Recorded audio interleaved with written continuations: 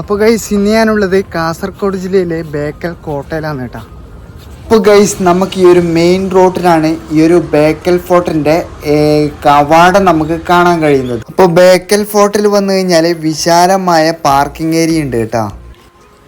അപ്പോൾ കേരളത്തിലെ കാസർഗോഡ് ജില്ലയിൽ സ്ഥിതി ചെയ്യുന്ന കോട്ടയാണ് ബേക്കൽ കോട്ട.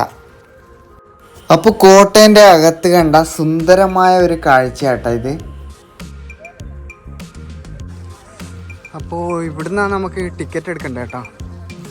അപ്പോൾ ഇവിടുത്തെ ഓപ്പൺ ടൈം എന്ന് പറയുന്നത് രാവിലെ 8 മുതൽ വൈകുന്നേരം 6 മണി വരെയാണ്. അപ്പോൾ ഗൈസ് ഒരാൾക്ക് വരുന്നത് 25 രൂപയാണ് കേട്ടോ ടിക്കറ്റ്. അപ്പോൾ കേരളത്തിലെ ഏറ്റവും വലിയ കോട്ടയും ഏഷ്യൻ വൻകരയിലെ ഒരു പ്രധാനപ്പെട്ട കോട്ടയുമാണിത് കേട്ടോ. അറബിക്കടലിൻ്റെ തീരത്തായി 35 ഏക്കറിൽ പരന്നു കിടക്കുന്ന ഈ കോട്ട 17-ാം നൂറ്റാണ്ടിൻ്റെ മധ്യത്തിൽ പണി കഴിപ്പിച്ചതാണ്. ഈ കോട്ട നിർമ്മിച്ചിരിക്കുന്നത് ചെങ്കല്ലുകൊണ്ടാണ് കേട്ടോ.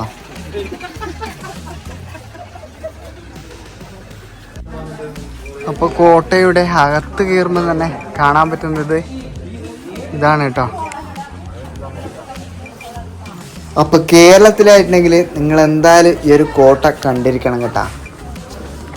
അപ്പോൾ നമുക്ക് ഇതിൻ്റെ മുകളിലൊന്ന് കയറി നോക്കാം.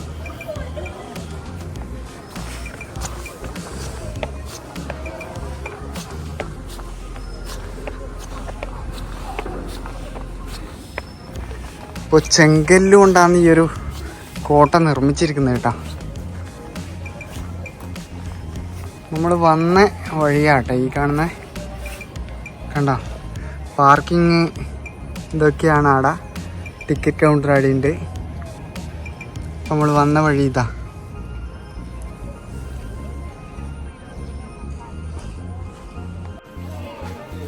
അപ്പോൾ കോട്ടയുടെ അകത്ത് പ്രവേശിക്കുമ്പം തന്നെ നമുക്ക് ഒരു ഹനുമാൻ ക്ഷേത്രമാണ് കാണാൻ കഴിയുന്നത്. അപ്പോൾ കോട്ടയുടെ അകത്തേക്ക് പ്രവേശിക്കുമ്പം തന്നെ ചെങ്കല്ല് കൊണ്ട് നിർമ്മിച്ച ഈ ഒരു വൻ മതിൽ തന്നെയാണ് കാണാൻ കഴിയുന്നത് കേട്ടോ. അപ്പോൾ കോട്ടയുടെ ചരിത്രങ്ങൾ എഴുതി വെച്ചിട്ടുണ്ട് കേട്ടോ ഇവിടെ. അപ്പോൾ നമ്മൾ ടിക്കറ്റ് ഈ ഒരു സ്ഥലത്ത് കാണിച്ചിട്ട് വേണം നമ്മൾ അകത്തേക്ക് പ്രവേശിക്കാൻ കേട്ടോ. അപ്പോൾ അടുത്തുള്ള റെയിൽവേ സ്റ്റേഷൻ എന്ന് പറയുന്നത് ബേക്കൽ ഫോർട്ട് റെയിൽവേ സ്റ്റേഷനാണ്. ഇവിടുന്ന് 1.5 കിലോമീറ്റർ ഉള്ളൂ.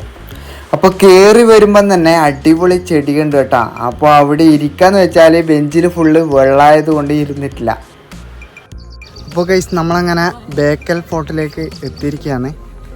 അപ്പോൾ ഇതിൻ്റെ ഉള്ളിൽ കയറി കഴിഞ്ഞാൽ ഒരുപാട് ചെടികൾ നമുക്ക് കാണാൻ കഴിയും കേട്ടോ. കാണുന്നില്ലേ, സൈഡിലൊക്കെ ചെടികളാണ്. പിന്നെ താഴെ നമ്മൾ നടക്കുന്ന സ്ഥലം എന്ന് പറയുന്നത് ഇത് ചെങ്കൽ കല്ലുകൊണ്ട് പാകിയിട്ടുള്ളത്. അപ്പോൾ ഗൈസ് നമ്മൾക്ക് അതിൻ്റെ മുകളിലൊന്ന് കയറി നോക്കാം കേട്ടോ. ഒരുപാട് ആൾക്കാർ അതിൻ്റെ മുകളിൽ കയറിയിട്ടുണ്ട്. അപ്പോൾ ഈ ഒരു കോട്ടയുടെ അകത്ത് കയറി വരുമ്പം തന്നെ ഒറ്റ നോട്ടത്തിൽ കണ്ടു കഴിഞ്ഞാൽ ഒരു കുളാണെന്നാണ് വിചാരിക്കുക. പക്ഷെ അത് കുളമല്ല കേട്ടോ, ഒരു കിണറാണ്. ഇപ്പോൾ കോട്ടയിൽ മഴക്കാലം വന്നു കഴിഞ്ഞാൽ എവിടെ നോക്കിക്കഴിഞ്ഞാൽ നല്ല പച്ചപ്പാട്ടാണ്. അപ്പോൾ കോട്ടയുടെ മധ്യഭാഗത്തുള്ള നിരീക്ഷണ ഗോപുരം പ്രത്യേകം ആകർഷിക്കുന്നത് ഒന്നുകൂടിയാണ് കേട്ടോ. ഈ കാണുന്ന പ്രവേശന മാർഗം യുദ്ധ ഉപകരണങ്ങൾ മുകളിലേക്ക് എത്തിക്കുന്നതിനായിട്ടാണ് ഈ ഒരു ചെരിഞ്ഞ ഗോപുരം നിർമ്മിച്ചിരിക്കുന്നത്. അപ്പോൾ 2 സൈഡിലായിട്ട് കൈവേലിയൊക്കെ ഉണ്ട് കേട്ടോ. കൈസ് അപ്പോൾ നല്ല ചെരുവുണ്ട് കേട്ടോ. അപ്പോൾ ഇതിൻ്റെ മുകളിൽ കയറി കഴിഞ്ഞാൽ വിശാലമായ ഏരിയ ഉണ്ട് കേട്ടോ. അപ്പോൾ ഇതിൻ്റെ മുകളിൽ കയറി കഴിഞ്ഞാൽ കോട്ടയെ ആക്രമിക്കാൻ വരുന്നുണ്ടെങ്കിൽ വ്യക്തമായിട്ട് കാണുന്ന രീതിയിലാണ് ഈ ചെരിഞ്ഞ ഗോപുരം നിർമ്മിച്ചിരിക്കുന്നത്.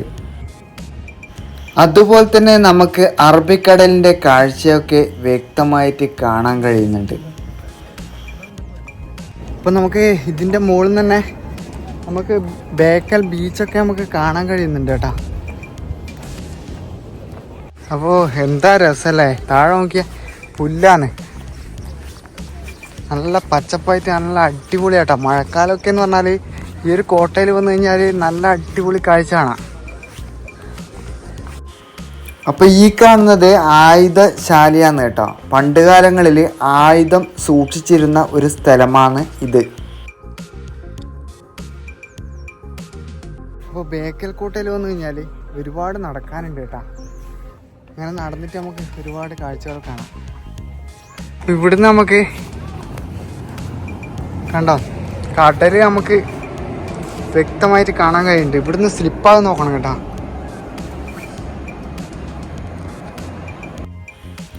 ഈ ഒരു ഭാഗത്ത് ഇരിക്കാനുള്ള സൗകര്യങ്ങളൊക്കെ ഉണ്ട് കേട്ടോ. ബേക്കൽ ഫോർട്ടിൽ വന്നു കഴിഞ്ഞാൽ മുഴുവനായിട്ട് നമുക്ക് കാണാൻ കഴിയുന്നത് ഏകദേശം ഒരു മണിക്കൂറെങ്കിലും വേണം കേട്ടോ നടന്നിട്ട് കാണണ്ടെങ്കിൽ.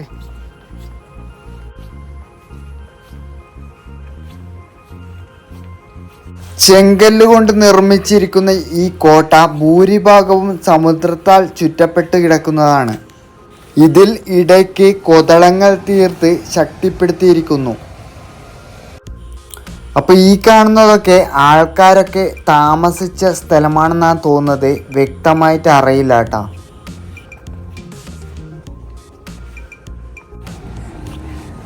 ഇതുപോലുള്ള ഓരോ സ്ഥലങ്ങളും ഒരുപാടുണ്ട് കേട്ടോ ഇവിടെ.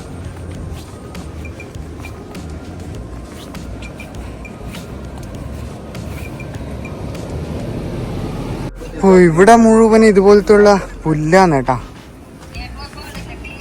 അപ്പോൾ നമ്മൾ നടന്നു പോകുന്നെടുക്ക ഇതുപോലുള്ള ഇരിക്കാനുള്ള സൗകര്യങ്ങൾ ചെയ്തു വെച്ചിട്ടുണ്ട് കേട്ടോ.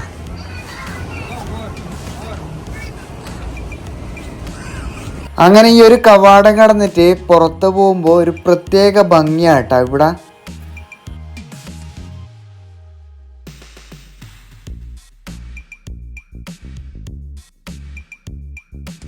അപ്പോൾ നമുക്ക് ഒരുപാട് നടന്ന് കാണാനുണ്ട് കേട്ടോ. ബേക്കൽ കോട്ട എന്ന് പറയുന്നത്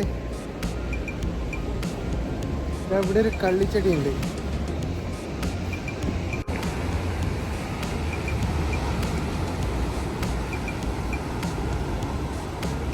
മുഴുവനായിട്ടും കാറ്റാടി മരം കേട്ടോ ഇവിടെയുള്ളത്.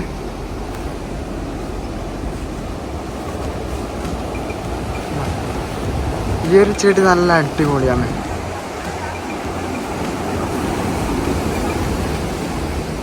അപ്പോൾ കാസർഗോഡ് നിന്ന് 16 കിലോമീറ്ററും കാഞ്ഞങ്ങാട് നിന്ന് 11 കിലോമീറ്ററാണ് ഇവിടത്തേക്കുള്ള ദൂരം കേട്ടോ. അപ്പോൾ കടലിൻ്റെ കാഴ്ചകളൊക്കെ ഈ ഒരു ബേക്കൽ കോട്ടയിൽ വന്നു കഴിഞ്ഞാൽ കാണാൻ കഴിയും കേട്ടോ.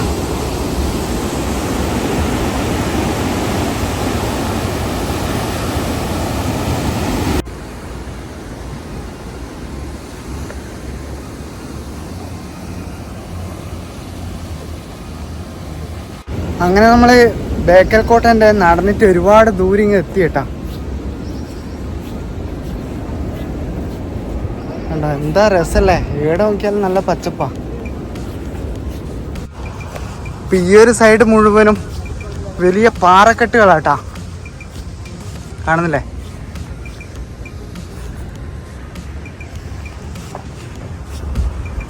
അപ്പോൾ കടലിൻ്റെ കാഴ്ചകളൊക്കെ കണ്ടിക്കില്ലേ ഈ ഒരു കോട്ടേൻ്റെ താഴെ ഭാഗത്ത് വരണം കേട്ടാ. ഭയങ്കര രസമാണ്. ഇവിടുന്ന് ആൾക്കാർ മീൻ പിടിക്കുന്നുണ്ട് കേട്ടാ.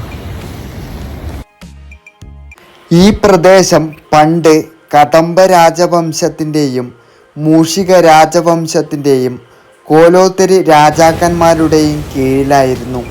ഇതിനുശേഷം ഇവിടം വിജയനഗര സാമ്രാജ്യത്തിൻ്റെ കീഴിൽ 1565 തളിക്കോട്ട യുദ്ധത്തിൽ വിജയനഗരം പരാജയപ്പെട്ടതിന് ശേഷം പ്രദേശം ബദിനൂർ രാജാവിൻ്റെ അധീനതയിലായി. കുംബ്ലയിലെ ഇക്കോരി നായ്ക്കന്മാർ എന്നറിയപ്പെടുന്ന ബദിനൂർ നായ്ക്കന്മാരിലെ ശിവപ്പ നായിക്ക് 1650 ഈ കോട്ട നിർമ്മിച്ചു എന്നാണ് പൊതുവെ കരുതപ്പെടുന്നത്.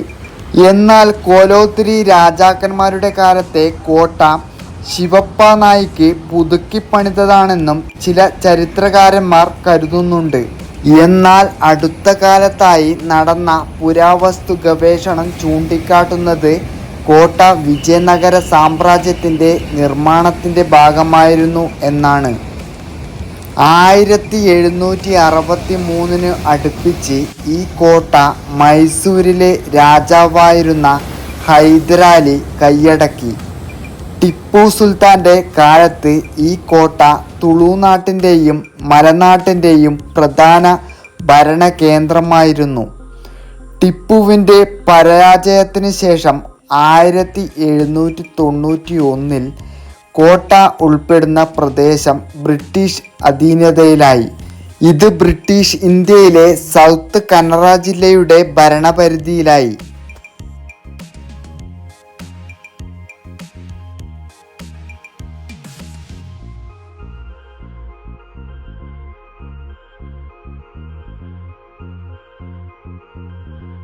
അപ്പോൾ ഗൈസ്, ഇന്നത്തെ വീഡിയോ ഇവിടെ വൈൻഡപ്പ് ചെയ്യാണ്. എൻ്റെ വീഡിയോ ഇഷ്ടമായിട്ടുണ്ടെങ്കിൽ ലൈക്ക് ചെയ്യുക. ആദ്യമായിട്ട് വീഡിയോ കാണുന്നവരായിട്ടുണ്ടെങ്കിൽ സബ്സ്ക്രൈബ് ചെയ്യാൻ മറക്കരുത്. ഇനി ഇതുപോലുള്ള അടിപൊളി വീഡിയോസായിട്ട് ഞാൻ വീണ്ടും വരും. അതുവരെ ബൈ ബൈ.